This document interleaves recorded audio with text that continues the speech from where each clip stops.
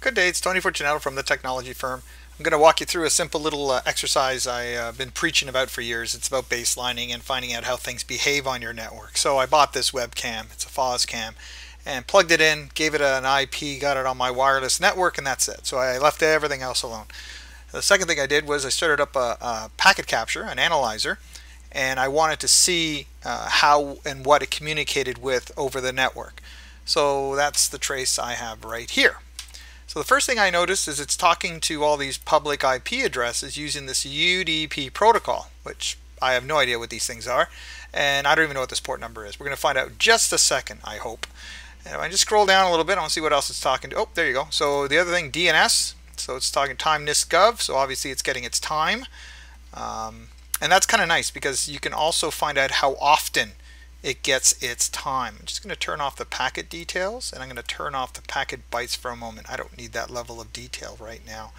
So if you wanted to, like I said, if we see this come up again and you were curious, you'd say, oh, it updates the time every half an hour, whatever. So stuff like that, you can find out how it's behaving.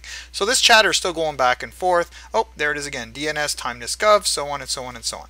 All right, so back to the camera.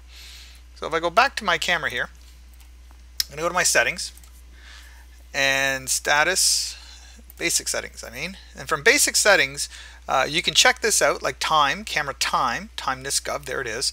I don't see an interval here to actually control it, to say it's going to check every half an hour, 20 minutes, 5 minutes, whatever it happens to be. So whatever I figure out in the trace file is what it's going to be.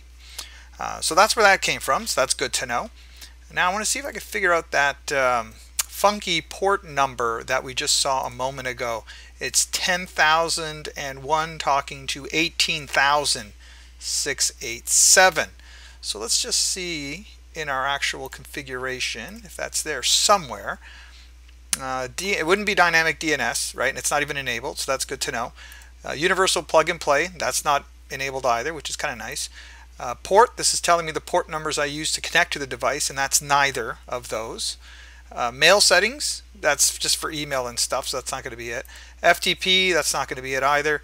P2P, peer-to-peer, and there it is, 18687, and it's on by default. So I'm going to turn that off because I don't need it. The peer-to-peer protocol using, it's just like a torrent protocol, and people use it to stream their cameras, and I do not need that.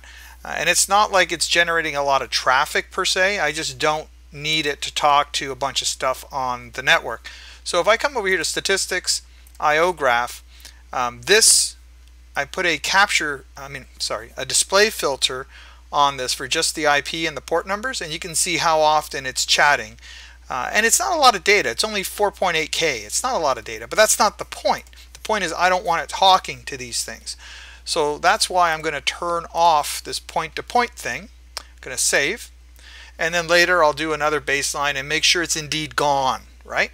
And that's it. So that doesn't take too long, does it? So when you plug something in your network, it doesn't matter if it's a thermostat, a camera, a fridge, any IoT type device, any laptop type of device, you should always make sure you know what it's talking to and try to understand why it's talking to it. So that's it. Have a good day. Bye for now.